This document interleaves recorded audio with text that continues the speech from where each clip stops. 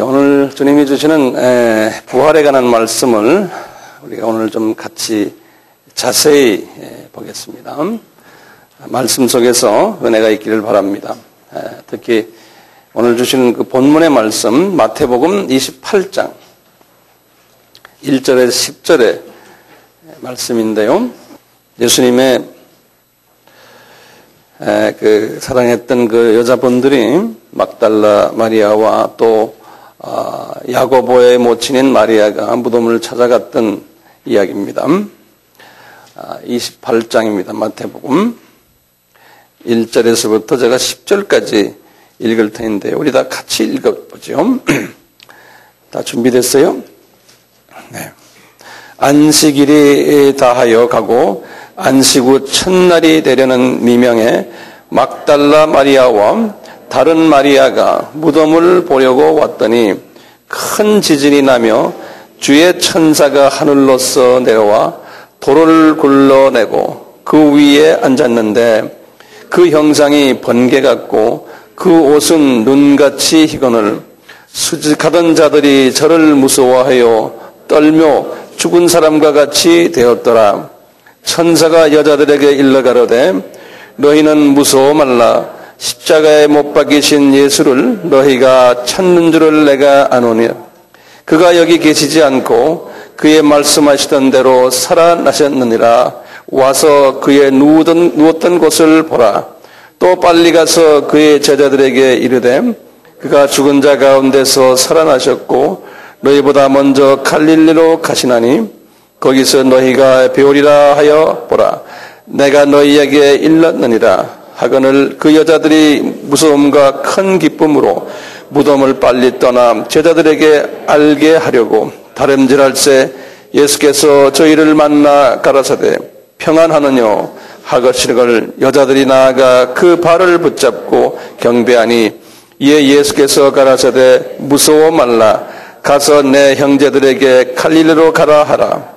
거기서 나를 보리라 하시니라. 아멘.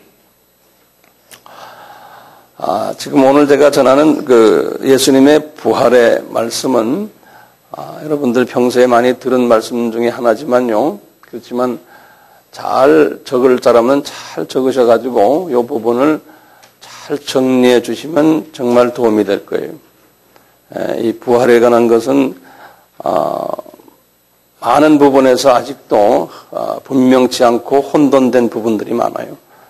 그래서 오늘 제가 이 부활에 대한 부분을 잘 나름대로 정리를 해드리려고 이 자리에 섰습니다.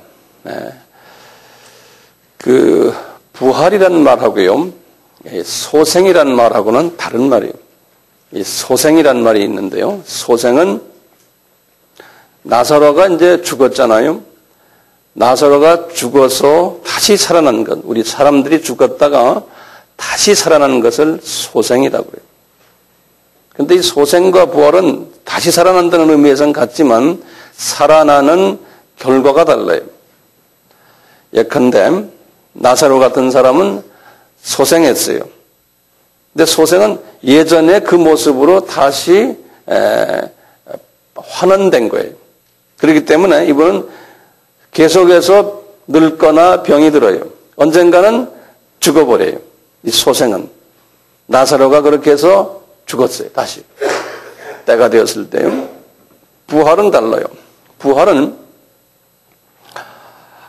살아나는 것은 같은데 살아나는데 그 살아난 그 결과가 달라요. 이 변화된 모습인데요. 변화된 모습인데 살과 뼈는 있어요. 그런데 신령한 몸이에요. 그리고요, 이 몸은 시간과 공간을 초월하는 그러한 몸이에요. 시간과 공간을 초월해요. 그리고는 한번 이렇게 부활하면 썩질 않아요. 또 죽지도 않고 이 영원히 존재하는 하나의 존재로 변화되는 모습을 부활의 모습이라고 해요. 이 부활이라는 이러한 그 개념과 이런 그 변화가 기독교에만 있어요. 이것은요. 타종교에는요, 이런 부활 사상이 없어요. 그렇기 때문에 이 부활이라는 개념이 우리에게는 엄청나게 가치 있고 보배롭고 감사하고 감격스러운 것이 이 부활이라는 게. 세계의 유명 종교들 보세요. 예컨대 유대인들이면 유대교의 조상이 누구냐면 아브라함이에요. 유대교의 조상의 아브라함도 부활했어요? 부활 안 했어요. 그분도 무덤이 있어요. 불교의 창시자인 부처예요.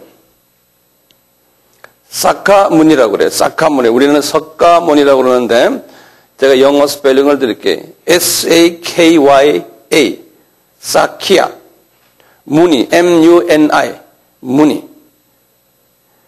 이 부처도 윤회 사상은 이야기했지만 다시 말하면 사람이 죽었다가 강아지가 되거나 개미가 되거나 또는 나무가 되거나 하는 그러한 윤회 사상은 이야기했지만 부활한다는 그러한 이야기는 하질 않았어요. 불교의 어떤 경전을 봐도 부활 개념은 없어요. 똑같이 이 석가모니도요, 자기가 부활했다는 이야기는 없고 부활한다는 이야기도 없어요. 그분의 제자들이 우리 선생님이 살아서 제자들에게 나타났다는 그렇게 말한 것도 없어요. 그러니까 불교나 또는 유대교도 달라요. 이슬람교도 마찬가지. 이슬람교도요, 모하멧이 주후 632년에 7월 8일 날에 죽었는데요.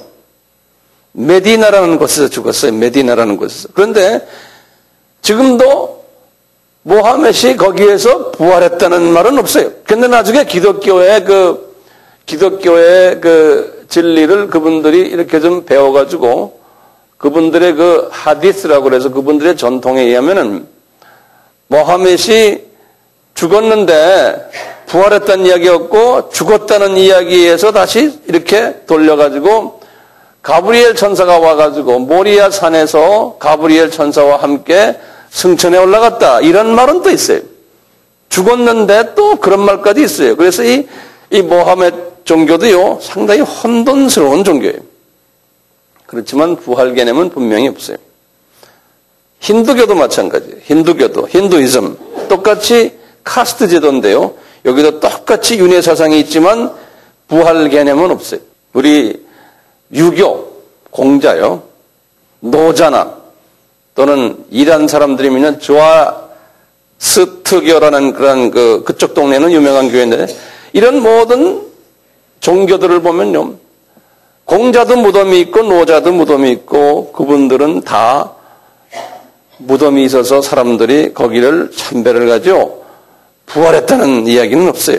그런데 이 기독교만 말이죠. 기독교만이 유일하게 부활이라는 개념을 가지고 말하는데요. 그것도 우리 기독교의 창시자인 예수께서 그렇게 말씀하세요. 예수께서 직접 하시는 말씀이에요. 나는 부활을 할 거라고 말씀하시는 거예요. 예수께서요. 그래서 자신이 내가 십자가에서 못 박힌 후에 그것도 날짜도 사흘 있다가 3일 만에 내가 부활할 거다. 이런 말을 약 한 20번 이상을 했어요. 이분이. 그것뿐입니까? 구약에서도 선지자들에게 계속 말했어요. 내가 이렇게 죽을 거다. 그러다가 부활할 거다. 그래서 아브라함에게 하나의 예표로서 이삭이 모리아 산에서 있다가 3일 만에 다시 양으로서 대체하고 이삭의 그 부활을 예견했고요. 나중에 다윗에게도 시편 16편에 보면은 다윗이 예수의 모양이었지만 알고 보니까 나중에 그 베드로가 이야기하는 거예요. 그분이 예수님이었다. 이분이 죽었다가 부활하시는 장면을 시편 16편에서 말했다는 거예요. 나중에 예수님께서도 그러는 거예요. 너희들에게 내가 표정을 보여줄 텐데 표정은 요나의 표적밖에 없다. 과거 구약에서 요나가 뱃속에 들어갔다가 고기 뱃속에 들어가 3일 만에 나왔잖아. 그 표적이 내가 죽었다가 살아나는 표적이다. 해서 계속해서 이분이 구약 스토리를 가지고도 본인이 죽었다가 살아날 것을 말씀하시고 그것뿐이 아니에요. 실제로 제자들에게 주변 사람들에게 내가 죽었다가 살아난다. 죽었다가 살아난다 하는 말은 말이죠. 예수님은 많은 부분에서 비유적으로 말씀하셨는데 이 죽었다가 살아난다는 말씀은 아주 직설적으로 말씀하셨어요. 한 20번가량 직설적으로 하시는 말씀이 내가 꼭 죽어야만 되고 그것도 영어로는 must 그랬어요. 그러니까 must 내가 꼭 살아야만 된다라고 이렇게 그냥 계속 말씀하시는 거예요. 세상에 말이죠. 어떤 종교 창시자도 이런 식으로 이 내용을 말씀하신 분이 있어요, 없어요? 없어요. 여러분들, 예수님이 만약에 바보가 아니고서는 이런 말을 할 수가 없어요. 왜요? 예수님이 정신이 좀 나가신 분이라면은 겁도 없이 이렇게 말할 수 있어요. 내가 죽었다가 3일 만에 살아난다 하고. 근데 왜요? 내가 죽었다가 15년 있다 살아난다 그러면 할 말 한 번 할 수는 있어요. 15년 기다려야 되니까. 사람들이 그때 많이 죽을 거 아니야, 그런 사람들이. 듣던 사람들이. 근데 이분은 거예요. 내가 죽었다가 3일 만에 살아난다니까, 이거 뭐 죽자마자 살아나는 거 아니에요? 그러니까 이거 예수님이 바보가 아닌 이상 함부로 이런 말 하면 안 되잖아요. 안 그래요? 내 말 끼 알아들으세요? 예. 근데 이분은 떳떳하게 그러는 거예요. 내가 죽었다가 3일 만에 살아난다는 거예요. 이것도 제3자가 간접적으로 말하는 게 아니고 본인이 직접 말씀하시는 거예요. 직접 부활하신다는 말씀을 제가 한 7, 8개를 성경 구절만 드릴게요. 그냥 참고로 적어 놓으세요. 마태복음 16장 21절, 17장 9절, 17장 22절, 23절, 마태복음 20장 18절, 19절, 마태복음 26장 32절, 마가복음 9장 10절, 누가복음 9장 22절, 27절, 요한복음 2장 18절, 22절. 예수님이 이렇게 말씀하시고는 진짜 사셨어요? 안 사셨어요? 진짜 사셨죠? 그렇죠? 이 진짜 사신 것을 오늘 본문에 보면 막달라 마리아와 야고보의 모친 마리아가 직접 눈으로 봤죠? 오늘 본문에서요. 그렇죠? 거기 하나의 예죠. 몇 가지 제가 예를 들어드릴게요. 두 번째는 예수님이 엠마오로 가던 길에 예수님의 제자 중에 한 사람이 글로바와 또 한 사람이에요. 이름은 성서엔 안 나와요. 이 사람들에게 나타나가지고요. 부활하신 후에 이들이 예수님을 잘 알아보지를 못했어요. 이 부활의 몸이니까요. 그런데 나중에 또 정신 차려 보니까 그런 거예요. 눈이 밝아져서 그러면서 이분들이 예수님과 대화하는 장면이에요. 그래갖고 이분들이 예수님의 제자들이 있는 곳을 달려갔어요. 그래서 제자들에게 이분들이 가서 이야기하는 도중에 예수님이 나타났어요. 11 제자들에게. 누가복음 24장 33절부터 보시면 주께서 여자들에게 너희에게 평강이 있을지어다 그런 거예요. 왜 평강이라는 말을 주님이 꼭 부활하시고 썼을까요? 제자들이 걱정이 많고 두려움이 있고 좌절되고 그동안 3년 따라다녔던 그분이 완전히 자취도 없이 이제 이 세상에서 이제 끝났으니까 이분들이 오는 혼돈 또는 헷갈림도 있고 여러 가지 복잡한 마음속에 있으니까 예수님이 너희들에게 평강이 있을지다. 예수님이 제자들에게 나타났을 때 그랬잖아요. 이분들이 이분이 영이구나. 그러니까 아니다라는 거야. 나는 살과 뼈가 있다는 거예요. 그러면서 생선 가져오느라. 그래서 생선도 같이 잡수시고 그러는 거예요. 도마에게도 나타났잖아요. 도마가 손에 못자국이나 옆구리에 창자국 보지 않으면 난 믿지 않겠습니다. 그러니까 보여줬잖아요. 그런데 보세요. 부활하신 예수님이요. 부활체로 계신 분인데 부활하셨는데도 손에 못자국이 있고 부활하셨는데 옆에 창자국도 있었어요. 이렇게 이제 도마에게 나타나시니 한 8일 후에 말이죠. 제자들이 모인 곳에 다시 나타났어요. 갑자기 나타나신 거예요. 근데 거기 보면은 문이 닫혔다 그랬어요. 문이 닫혔는데 예수님이 뚫고 들어가신 거예요. 그러니까 이 부활하신 몸은요, 부활의 몸은 우리도 나중에 그 몸을 가지거든요. 우리도요, 부활의 몸은 이게 공간을 마음대로 막 뚫고 들어가는 거예요. 예. 그리고는 멀리서 그분들이 이야기하는 소리 다 들으시고, 우리가 그런 몸을 가지거든요. 좀 이따가 제가 설명해 드릴게요. 문이 닫혔는데도 들어가셔가 지금 하시는 말씀이 너희들 말이야 믿음 없는 자가 되지 말라는 거예요. 도마야 특히 너 말이야 이거 보고 뭐 다 확인한 다음에 너 나를 믿으려고 그러느냐? 그러니까 이 지적인 크리스천 되지 말라는 거예요. 그러면서 예수님이 하신 말씀 중요한 말씀이죠. 이 말씀을 했죠. 보지 못하고 믿는 자가 뭐라고 그랬어요? 복 되도다.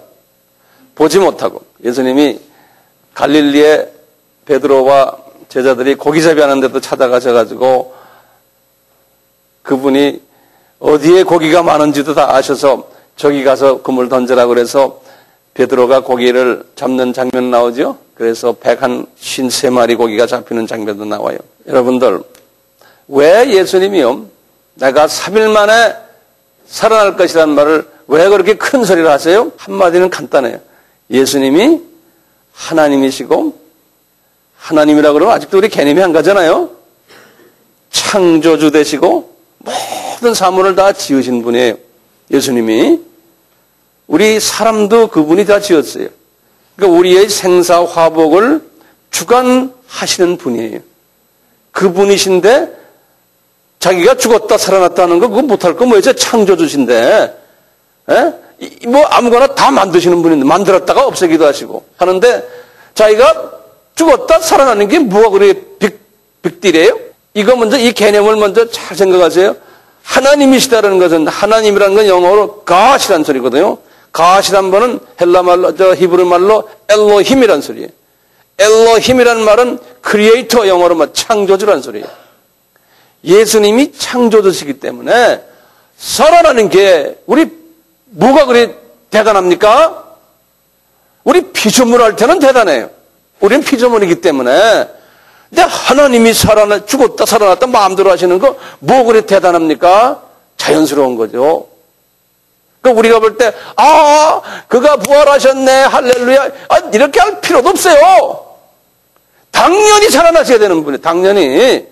우리 개념으로 볼 때 그분 하나님 우리가 할 수 있죠. 이분은요 부활해야 되는 여러 가지 이유 중에 하나가요. 이분이 구약에 아까 말하는 선지자들에게 내가 살아난다고 약속했거든요. 그러니까 살아나셔야 되잖아요. 그렇잖아요. 약속했기 때문에 그래요. 그 다음에요. 예수님이 내가 부활의 첫 열매라는 개념이 있어요. 이게 뭐냐면요. 이 부활의 개념이 이게 굉장히 중요한 개념이에요. 부활을 어떻게 설명했냐면 바울에게요. 바울아, 부활은 꼭 뭐하고 같냐면은 로마서 6장에 세례받는 거나 똑같다 그랬어요. 세례받는 거나. 예를 들면 이 소리예요. 로마서 6장에 우리가 예수님과 연합한다는 개념이 있어요. 영어로는 the union with Jesus. 연합하는 개념이에요. 예를 들어서요. 여기인데 손수건이 예수님이라고 생각하세요. 여기에 지금 내가 지금 손수건 속에 딱 들어가는 거예요. 이렇게. 그러면 내가 예수님하고 연합이 된 거예요. 그렇죠? 그랬다가요. 예수님이 십자가에서 죽으셨어요. 그러면 나도 죽은 거예요. 똑같이. 예수님이 밑으로 내려왔어요. 무덤에 갔어요. 나도 무덤에 간 거예요. 그러다가 3일 만에 예수님이 부활하셨어요. 나도 부활했다는 개념이에요. 요역을 예수님과 연합했다 그런다고요. 예수님과 연합했다. 요 사상인데요. 요 잘 들으세요. 요 사상인데 세례가요. 요 사상과 똑같은 거예요. 세례가요. 그래서 세례는 물속에 들어가는 거예요. 세례는 내가 예수님과 하나이기 때문에 예수 안에서 내가 예수님의 자녀가 됐기 때문에 내가 모든 죄를 과거에 지었던 죄를 예수님 속에 있기 때문에 못 박아버렸어요. 십자가에 못 박는 것과 마찬가지. 이 내 모든 죄가 못 받았어요. 내가 어저께 지은 죄, 예를 들어서. 그러면 이제 그거 죄를 묻어버려요. 예수님이 무덤에 들어갔다는 주님. 근데 그대로 있는 게 아니고 무덤에 묻어만 버리면 안 되는데, 그거가 나중에 부활해버렸어요. 부활했다는 건 내 죄가 다 털어져가지고 아무것도 없어져 버리고 새롭게 됐다는 의미예요. 바울이 그래. 나는 매일 죽노라. 그런 소리 뭐냐면요. 매일 나의 죄가 십자가에 못 박혀지고 무엇 때문에 살아났냐면 부활의 능력 때문에 내가 내 죄가 깨끗하게 씻어져가지고 내가 새롭게 된다는 거예요. 그래서 세례의 개념이 홍해를 건너는 이야기를 바울이 했어요.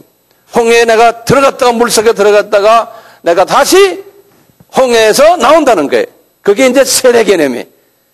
그러니까 우리는 매일매일 이 부활의 파워, 예수님의 그 부활의 파워가 나에게 임해서, 왜냐하면 내가 예수님과 연합되어 있기 때문에 매일매일 이 부활의 파워가 내 속에 있었어요. 나의 모든 더러운 죄들을 다 씻어주시고, 그래서 내가 새롭게 다시 매일매일 새로운 사람으로 변화되는 모습. 그래서 내 죄가 다 씻겨지고 부활의 파워 때문에 내 죄가 씻겨져가지고 내가 새롭게 되는. 그래서 우리 부활절이 그렇게 우리에게 중요한 거예요. 부활절이에요. 나의 옛 모습은 매일매일 죽어지고 예수와 같이 연합돼서, 그래서는 또 새롭게 되고 또 새롭게 되고, 이것이 주님이 부활절의 개념을 우리에게 주신 거예요. 그래서 예수님이 내가 왜 부활해야 되는지 아느냐? 내가 하나님이기 때문이다. 그렇죠? 창조주이기 때문에 내가 부활해야 된다. 또 내가 많은 제자들에게, 구약의 제자들에게 내가 약속했기 때문에 부활을 내가 해야 된다는 거예요. 그 다음에 또 뭡니까?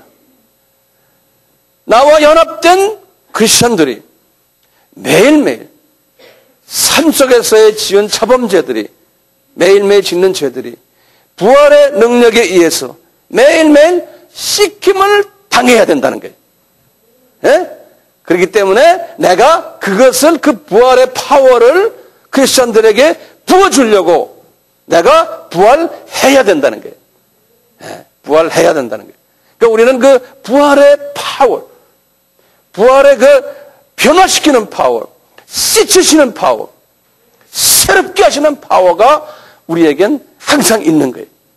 예? 그래서 그 파워에 의지하면은 내가 또 살아나고 또 살아나고, 그러니까 우리 크리스천 라이프는 매일매일 부활하는 거예요.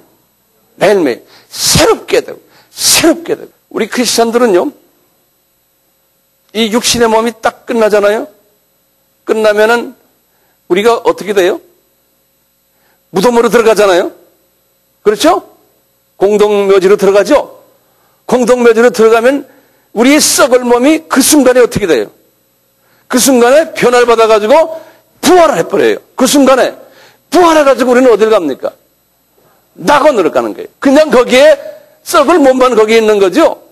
우리는 부활해가지고 그 길로 낙원으로 가는 거예요. 그러니까 무덤이 실은 우리가 중요한 게 아니에요.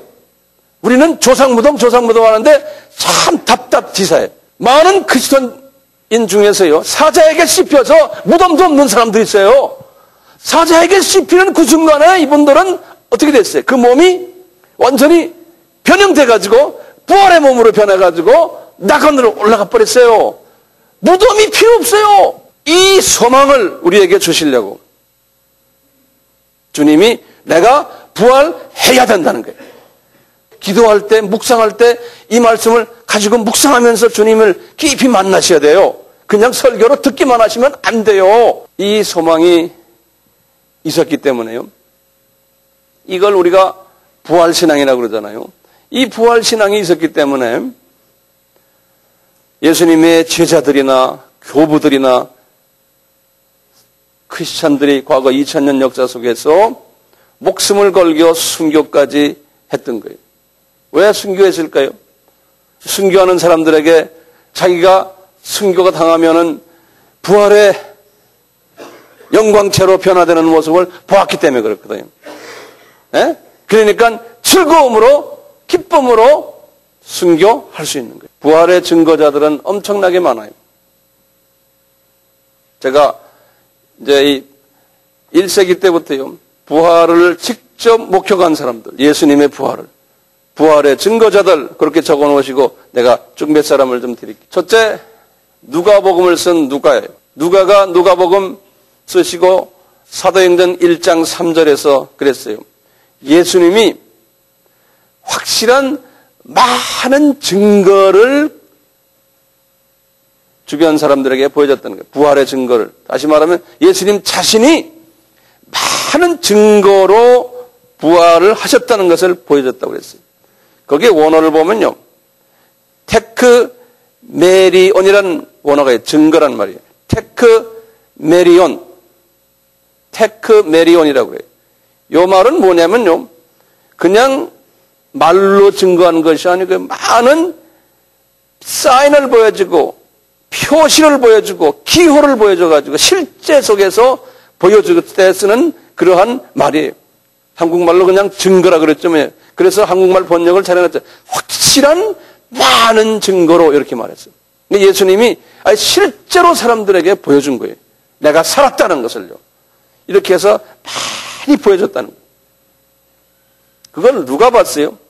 두 번째로 사도들이, 12사도들과 또 크리스천들이 그것을 보고서 예수를 증거했는데 12사도들이 증거하는 중요한 제목이 있어요. 예수를 증거하는. 그래서요, 사도행전 1장 22절에 보면 가룟 유다가 이제 나가버리고 이제 마띠아를 12제자 중에 한 분으로 뽑으려고 할 때 그분들이 말한 말이 있어요. 어떤 사람이 제자가 되어야 되느냐 그럴 때요, 예수의 죽으심과 부활을 증거할 사람들 그랬어요. 그러니까 제자가 되는 아주 키 요소가 뭐냐면 예수의 죽으심과 그 다음에 뭐라고 그랬어요? 부활을 증명하는 사람들이에요.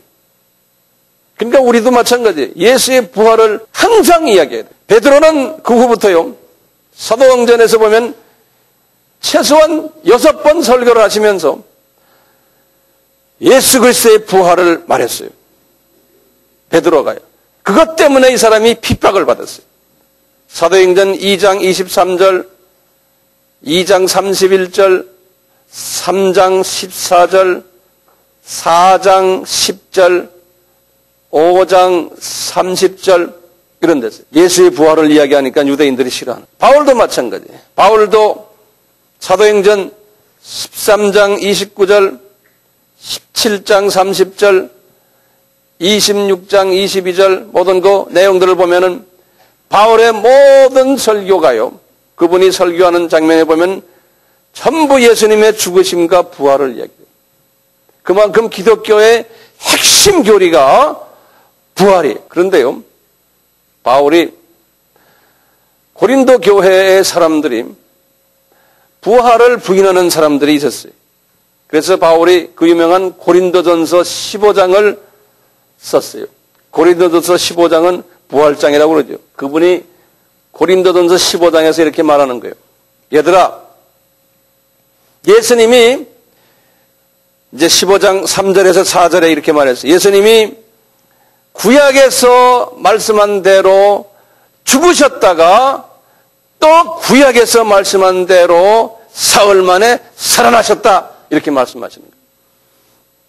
그리고는 구약의 말씀을 인용하세요. 딱딱. 그리고는 600여 명의 사람들에게 부활하셔서 나타났다는 거예요. 실제로 600여 명에게. 12제자에게 또는 500명 정도의 모든 사람에게 한꺼번에 나타났었고, 야고보에게도 나타났었고, 사도들에게도 나타났었고, 나에게도 나타나셨다 그러는 거예요. 직접. 그러면서 이분이 말씀하시는 말이 있어요. 여러분들, 만약에 예수의 부활이 없다면 우리가 지금 전하는 모든 것은 다 헛것이라는 거예요. 이거 지금 깊이 묵상하세요. 부활이 없다면 우리의 전파하는 것도 다 헛것이고, 15장 13절부터 하반절에 보면 그래. 19절까지. 우리의 믿음도 다 헛것이고 우리가 모든 증거하는 것도 우리는 거짓 증인으로밖에 전락될 수 없고 그리고는 우리는 여전히 죄 가운데 있게 된다는 거예요. 왜 이런 말을 쓰게요? 왜 여전히 죄 가운데 있어요? 부활의 능력이 나를 매일 새롭게 해주는데 그렇잖아요? 부활을 믿지 않으면은 여전히 나는 죄 가운데 있게 된다는 거예요. 네. 이 부활을 믿지 않으면 만약에 부활을 믿지 않으면 예수를 믿다가 죽은 사람들은 아직도 무덤 속에 그냥 있기 때문에 얼마나 불쌍한 사람들이냐 이거예요. 그렇기 때문에 우리가 바라는 것은 이 생뿐이 아니고 우리가 만약에 부활이 없이 이것만 가지고 우리가 이 생에서 그냥 부활 안 하고 무덤에 그냥 있는다면 우리처럼 불쌍한 사람이 없다는 거예요. 우리가 지금 막 열심히 부활했다 했다 했지만 알게 없다고 생각한다면은 우리처럼 불쌍한 사람이 없다는 거예요. 그러니까 여러분들, 크리스찬들 정말 부활을 믿습니까? 예? 내가 죽는 순간에 나는 무덤에 있는 것이 아니고 그 길로 변화받아서 나는 낙원에 간다는 것을 믿으세요? 근데 왜 산소에 그렇게 관심이 많습니까? 산소 자리가 어떻고 저떻고 그거는 세상 사람들이 하는 거예요. 부활을 믿지 않는 사람들의 사고방식이에요. 이 부활을 믿었기 때문에 바울과 베드로와 12 제자들이 목숨을 바쳤던 거예요. 죽음에 대한 두려움이 없었던 거예요. 죽으면은 부활한다는 것을 알기 때문에. 그 유명한 1세기, 2세기 때의 교부들이 있어요. 이그나티우스, 폴리캅, 저스틴 마르터, 테툴리안, 이레니우스, 오리겐, 또 카타콤에 있는 많은 크리스천들이 다 이 부활을 믿었기 때문에 이분들은 목숨을 다 주님께 바쳤던 거예요. 저도 이 부활을 믿기 때문에 선교지에 다니지만 비행기 떨어져도 괜찮고 누가 날 죽여도 괜찮아요. 왜요? 왜 겁 없습니까? 부활을 믿기 때문에. 왜 내가 건강을 유지해야 됩니까? 더 많은 복음을 전하기 위해서 건강해야 되는. 그래서 엑서사이즈하고 음식도 골라 먹고 그러는 거지요. 죽기 싫어서가 아니잖아요. 에? 사도 바울도 자기가 죽는 것이 더 낫다고 그랬어요. 그렇지만 너희들 때문에 내가 안 죽는다 그랬어요. 죽음에 대한 두려움이 있어요. 지난번에도 제가 네팔에 가서 한 300명 사람들이 모였는데 주를 위해서 죽을 사람 한번 일어나시오 하니까 약간 한 200 몇 명이 일어나는 것 같아요. 앉은 사람이 거의 안 보여요. 중국과도 마찬가지고 미얀마가도 마찬가지. 이 사람들은 우리보다 나아요. 그만큼 우리는 예수님을 사랑한다 하지만 사랑하는 게 아니에요. 이 세상을 더 사랑한다. 지난 금요일은 예수님이 십자가에서 죽으셨다가 금요일 저녁이니까 이분이 음부에 내려가서 복음을 전했던 시간이었어요. 예수님이 십자가에 죽으시고는 그 길로 낙원으로 올라가지를 않으셨잖아요. 이분이 3일 동안 음부에 내려가서 복음을 전했거든요. 십자가 달리시기 그 전에 살았던 모든 사람들은 죽으면 어떻게 됐어요? 그분들 다 음부로 가잖아요. 왜 그래요? 그리스도 십자가의 혜택을 받지 않았기 때문에. 그렇죠? 아브라함이나 유명한 구약의 사람들도 마찬가지였고요. 음부가 두 가지 음부가 있다고 그랬죠. 어디에 나와요? 누가복음 16장 19절에서부터 나오죠. 거기에 두 가지 음부가 있어요. 아브라함의 품이 있고 또 부자의 품이 있고요. 아브라함의 품은 아브라함의 자녀들이 가는데 좀 더 좋은 음부예요. 유대인들과 그 다음에 하나님께서 예정론에 의하면 선택하신 하나님의 자녀로 복음은 받지 않았지만 선택한 사람들이 구약시대에 있었어요. 세계 각 나라에. 우리 조상들도 거기에 다 포함이 돼요. 우린 누군지는 몰라요. 이제 하늘에 올라가면 이제 다 볼 거예요. 그분들이 아브라함의 자녀들이 예정론입니다. 그분들이 어디가 죽어서 아브라함의 품에 가 있는 거예요. 예수님이 십자가에서 숨을 거두시고 음부로 내려가셔가지고 그 아브라함의 품에 가셔서 얘들아 나 너희들을 위해서 십자가에서 이렇게 피의 대가를 지불했다. 그러니까 할렐루야 감사합니다 다 했을 거 아니에요? 이건 어디 사람들이 다 그때 부활됐겠어요? 아브라함의 품에 있는 모든 하나님의 자녀들이 전부 변화를 받아가지고 예수님처럼 이제 변화받아서 이분들이 근데 언제 변화받아요? 예수님이 먼저 변화를 받으시고 부활하시고 그 다음에 그 뒤를 따라서 이분들이 다 변화받은 그 중에 일부가 예수님이 부활하셨을 때 예루살렘에서 같이 부활했죠. 변화됐죠. 그 사람들이 그게 어디에 나와요? 마태복음 27장 50절에서 53절에 보면 나와요. 그분들이 40일 동안 예수님과 같이 예루살렘에서 지내다가 아마 승천해서 올라간 것 같아요. 그건 예수님의 그 부활체의 모습으로 구약의 유명 인사들 같아요. 아브라함, 모세, 다윗, 기타 등등 유명 인사들이 다 그때 아마 예수님과 같이 그렇게 했단 말이에요.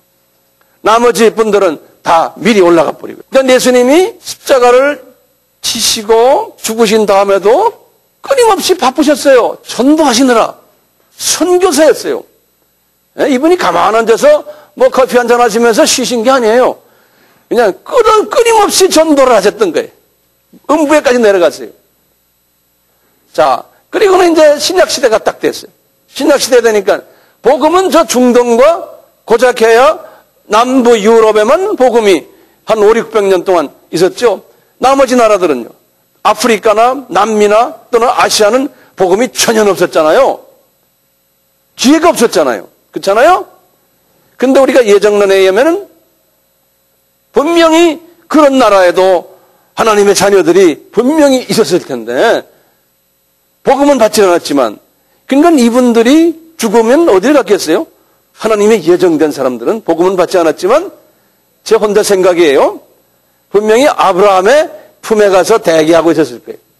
그러다가 1년에 한 번씩 아니면 몇 년에 한 번씩 안 그러면 즉시든지요. 예수님이 지금도 방문하시는 거예요. 거기에 방문해서 얘들아 뭐하니? 나 누구다? 그러니까 알았어요. 감사해요. 그랬을 거 아니에요? 그러니까 이분들이 즉시로 부활해가지고 어디를 갔어요? 낙원으로 가셨을 거예요. 제 생각이에요. 예수님이 지금도 마찬가지. 지금도 우리가 이제 크리스천들이 지금 죽었어요. 즉시로 어떻게 돼요? 나나 여러분이 지금 죽으면 그 길로 변화가 돼가지고 낙원으로 가잖아요. 근데 문제는 지금 우리가 아직도 미전도 족속들이 많잖아요.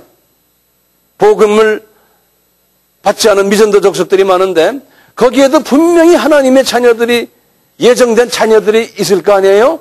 근데 그 사람들이 복음을 받기 전에 죽었어요. 그러면 어떻게 될까요?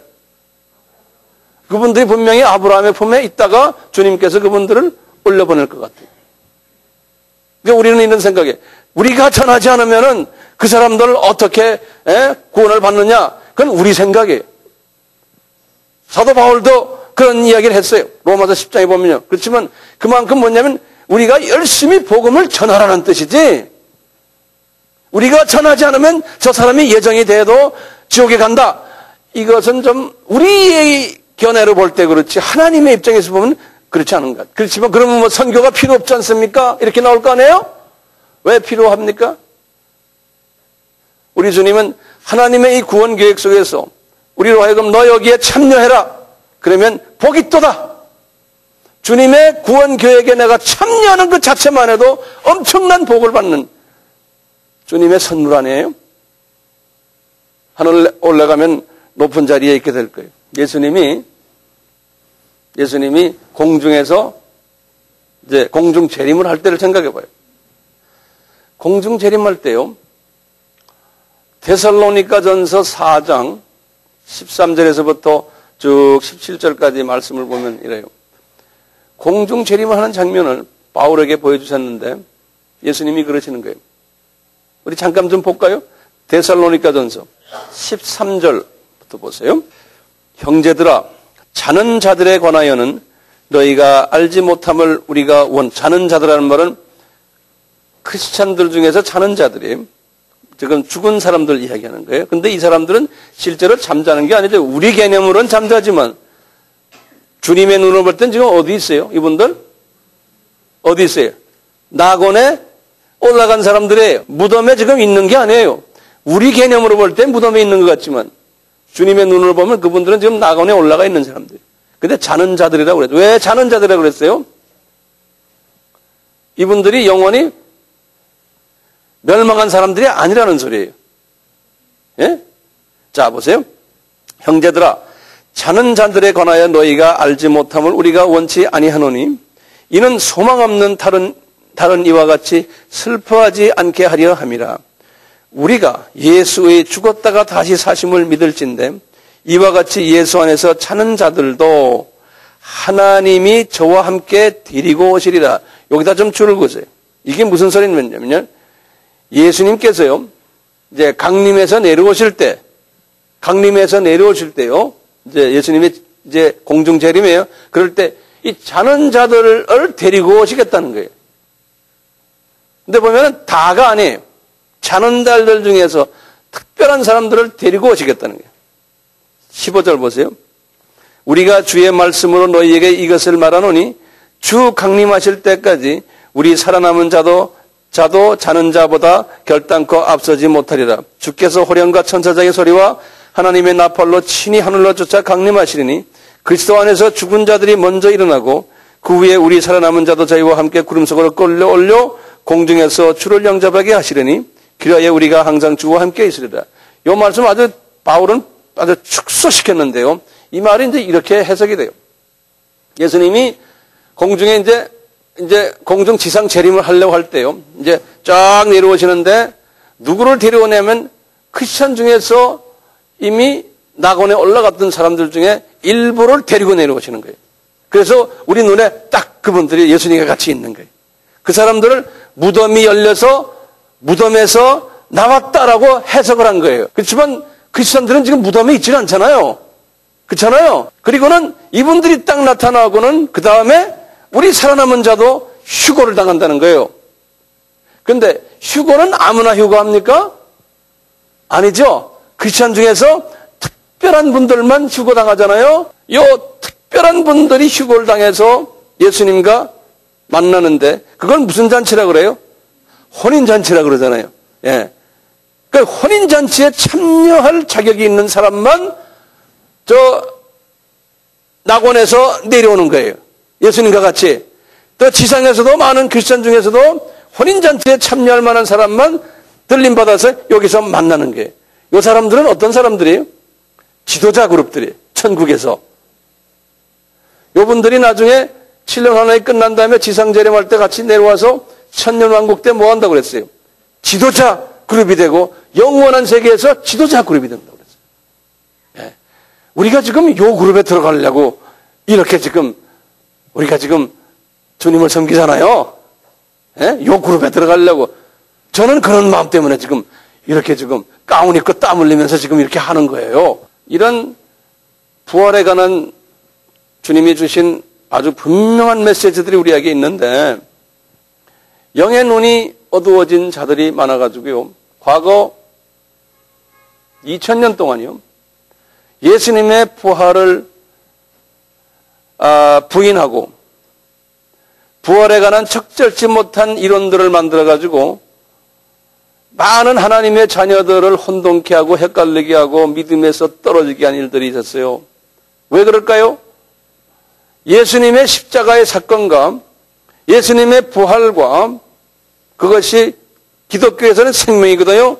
그 다음에 예수님의 신성과 예수님의 인성은 기독론에서의 아주 생명이에요. 네. 이것을 이 사탄의 자녀들이 자꾸 건드리는 거예요. 아니다. 신성에 관한 이야기 제가 했죠. 인성에 관한 이야기 했죠. 이제는 부활에 관한 이야기도 또 하는 거예요. 제가 다음 시간에 이제 또 계속해서 하겠지만요. 이런 부분을 자꾸 건드리는 거예요. 거짓 선지자들이 많이 나온다는 거예요. 특히 마지막 때. 왜냐하면 마지막 때는 이제 이 사탄이 자기 때가 얼마 남는 것을 알기 때문에, 남지 않은 것을 알기 때문에 이제 극악하게 하나님의 선택된 자들까지도 유혹을 해가지고 예수님의 신성, 인성, 부활 이런 부분을 건드린다는 거예요. 그래서 요새요. 예수님의 부활에 대해서 아주 굉장한 그 적절치 못한 이론들이 많이 여기저기에서 흘러나오고 있어요. 그 몇 가지 이론을 제가 좀 드릴게요. 자유신학을 하는 사람들, 이런 말이에요. 예수님이 십자가에서 죽으신 게 아니고 기절하셨다 하는 기적 이론이 있어요. 근데 사람들에게 눈이 감겨가지고 예수님을 보지 못했어요. 기적 이론이 있어요. 그래서요, 예수님이 너무나 힘드니까 십자가에서 기절했다가 아리마다 요셉의 무덤에 가셔서 공기가 좀 괜찮은 공기를 마시니까 살아나셨다는 거예요. 그러니까 죽지 않으셨다는 거예요. 예, 이 이론이 있어요. 이런 이론은 나중에 제가 아바나 이런 거 있을 때 제가 한 2시간을 이것이 틀렸다는 걸 제가 증명할 시간이 언젠가는 있을지도 몰라요. 두 번째 이론이 있어요. 절도 이론이에요. 절도. 절도라는 거는 강의 시체를 절도당했다 그런 거예요. 제자들이 밤중에 무덤에 와서 그 시체를 훔쳐갔다는 이론이에요. 분명히 로마 군인들이 그런 말도 했어요. 없어지니까 누가 훔쳐간 거 아니냐? 그런 말 했어요.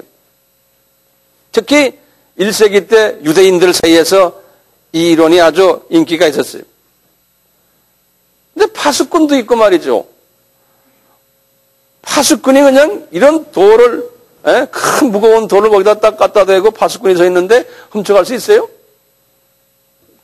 그 당시에 제자들은 그 훔쳐갈 생각도 못해서 다 도망갔는데요. 이런 이론이 있다는 걸 아세요. 근데 재밌는 건요, 예수님이 무덤에서 부활하신 후에 그 자리에 예수님의 수의가요, 아주 이쁘게 잘 개어 있었다고 그랬어요. 원상복구대로, 원상복구시켜서. 훔쳐갔으면 어떻게 그렇게 할 수 있어요? 수의가 없어졌든지, 수의가 그냥 여기저기 그냥 막, 흐트러졌든지, 그렇게 되죠. 이게 말도 안 되는 소리죠? 그런 이론이 있어요. 처음에 뭐였어요? 기절 이론. 두 번째는 절도 이론. 세 번째 이론은요, 환상 이론이라고 있어요. 예수님이 죽었는데, 사람들에게 착시가 생겨가지고 그분이 부활한 것처럼 이렇게 부활한 것처럼 착시가 생겨서 환상으로 봤다고 생각하는 이론이 있어요. 이것도 말도 안 되는 소리죠. 근데 이런 걸 떠드는 신학교의 교수들이 꽤 많아요. 목사들도 많고 우리나라는 많지 않지만 저런 서양 나라 가면 세고 셌어요. 이런 말을 하면은 그 사람은 구원을 받았겠어요? 안 받았겠어요? 기독교의 핵심을 건드리는 사람들 아니에요. 그 다음에 네 번째 이론이 또 있어요. 마리아나 막달라 마리아나 또 제자들이 무덤을 찾아갔는데 알고 보니까 엉뚱한 무덤에 가서 빈 무덤에 가서 그랬다는 거예요. 그럼 사람의 머리를 돌려가지고 말이죠. 펠란 소리 다 해요. 요새는 무슨 말이 있는지 아세요? 꼭 부활절만 되면 또 새로운 아이디어를 가지고 덤비는 사람들이 있어요. 요새는 말이죠. 서양에서 일어나는 일인데요. 예수의 무덤을 발견했다고요. 이래가지고요, 봐라, 예수가 실제로 부활한 게 아니다. 그분의 무덤이 있다. 무덤 발견했다. 이래가지고 논문 발표하고 이런 잡다한 사람들도 있어요. 그래가지고 교회를 또 흔들어놔요. 얼마 전에 어떤 사람이, 목사님, 그런 기사 읽었는데 한국신문에도 나오고요. 서양신문에 다 나와요. 웹사이트에도 뜨고요. 그런데 그렇다면 예수님이 부활하셨다는 게 아닌 모양이죠? 또 이러더라고, 나한테. 이런 일들이 앞으로 계속 있을 거예요. 계속. 이런 환경 속에서 오늘날 우리가요, 부활절을 지금 우리가 맞이하고 있어요. 우리 크리스천들이요. 여러분들은 부활절 무슨 생각으로 여기 앉아있는지 주일날이니까 왔잖아요. 그 명절 중에 하나니까. 우리 기독교의 명절 중에 하나니까 왔죠. 부활절 계란 먹으러 왔죠. 우리는 계란 안 주지만 계란 먹으러 오잖아요. 또 어떤 사람들은, 또 어떤 교회들은 대부분 그래요. 부활절 되면은 부활절 특별 예배도 드리고 특별 헌금도 하고 부활절 음악 칸타타도 하고 부활절 특별 연합 예배도 하고 부흥회도 하고 부활절 그래서 할렐루야 예수 부활하셨네 예수 부활하셨는데 이 아까 제가 말씀드린 세 가지 부분 뭐였어요? 부활절은 예수님이 하나님이시고 두 번째, 부활절은 우리의 삶을 매일매일 부활시키는 분이시고, 그렇죠? 세 번째는 뭐예요? 우리가 죽으면은 부활해서 낙원으로 간다는 이 부활절의 엄청난 선물, 예? 이 선물을 깊이 묵상하는 날이 부활절 아닙니까? 예? 그래서 예수를 더 사랑하게 되고, 이거 없이 그냥 부활절, 예? 뭐 부활절 칸타타, 부활절 음악회, 부활절 특별 예배, 기타 등등 하는 것은 예수님의 눈으로 볼 때는 소리나는 구리와 울리는 괭가리가 되고, 바리새인들 서기관들의 회칠한 무덤의 행위가 된다는 거예요. 이 부활절에 그 의미가 없어지면 미혹의 영들이 와가지고 우리를 이렇게 혼돈시키는데 우리가 조심해야 돼요. 오늘날 이 미혹의 영들이 와서 크리스천들이나 교회에게 형식적인 부활절에 빠지게 만들고, 경건의 모습은 있으나 경건의 능력이 없는 부활절로 전락시키니까 이거 하나의 요식행위로 지금 전락되는 그러한 때가 지금 이때 아닙니까? 예? 그러니까 우리는 부활절에 어떻게 해야 돼요?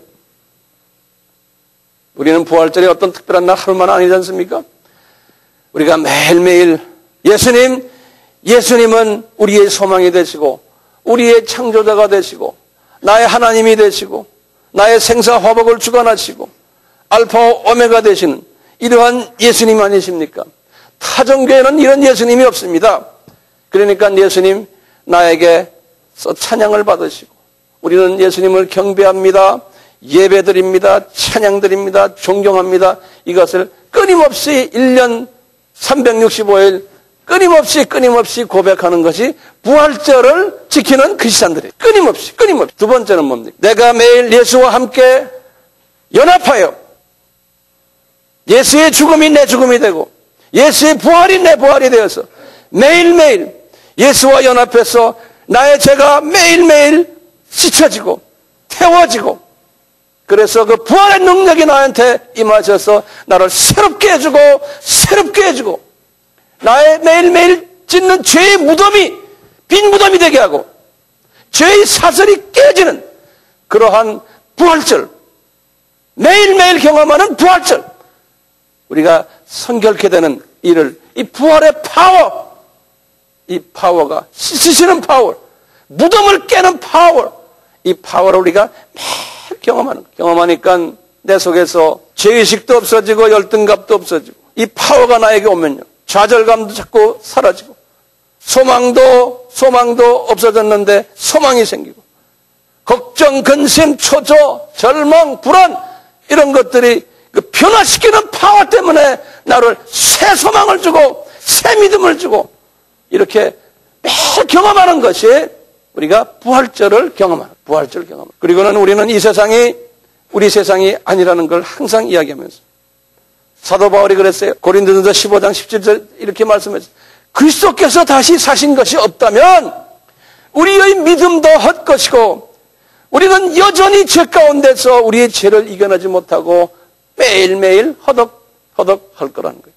그러니까 예수의 부활은 나를 새롭게 만들어주는 능력이 있기 때문에 그 능력을 체험하라고 이분이 부활하신 거예요.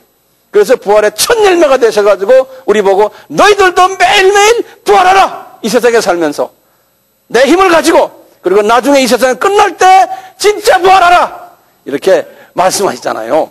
그러니까 우리에게는 이 부활절이 엄청난 선물인 거예요. 네, 그렇기 때문에 우리는 죽음을 두려워할 것도 없어요. 바울도 그랬죠. 만일 그리스도 안에서 우리의 바라는 것이 다만 이생뿐이면 모든 사람 가운데서 가장 불쌍한 사람들이다, 그런 거예요. 열심히 예수를 전하고 다녔는데 이 세상뿐이라면은 얼마나 골빈 사람들이냐, 불쌍한 사람들이에요. 우리는 그런 골빈 사람이 아니잖아요. 우리는 저 세상에 예수님의 부활의 파워 때문에 간다는 그 믿음이 있잖아요. 그 믿음 때문에 사도 바울도 베드로도 많은 순교자들이 이 믿음 때문에, 이 부활신앙 때문에 상을 멋있게 살다가 주님한테 가졌죠. 그렇기 때문에 우리 예수님이 부활한 요나를 소중하게 생각하기 때문에요, 기독교가 구약에서 나오는 안식일을 부활하는 썬데이로 바꾼 거예요.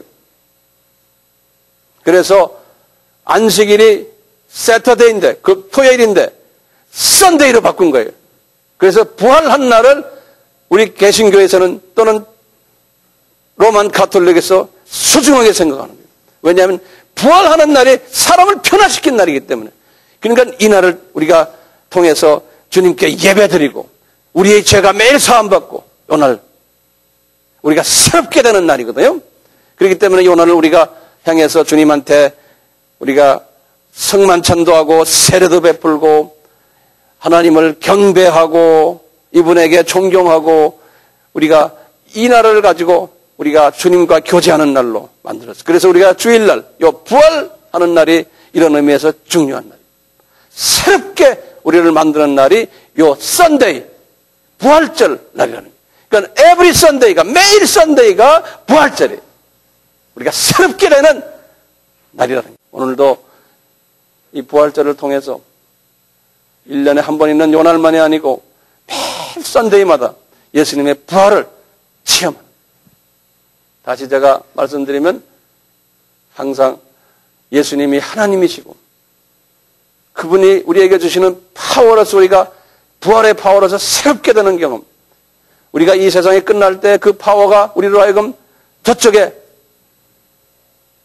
낙원으로 가는 그 파워, 이 파워를 주시려고, 이것을 주시려고, 이 선물을 주시려고 예수님이 부활하셔야만 됐고, 그래서 예수님은 부활의 첫 열매고 우리는 그 두 번째 열매들이라는 거예요. 우리를 위해서 주님이 부활하셔야만 하셨다는 거예요. 그러니까 감사하죠. 할렐루야 하는 거예요. 감사합니다 예수님 그러는 거예요.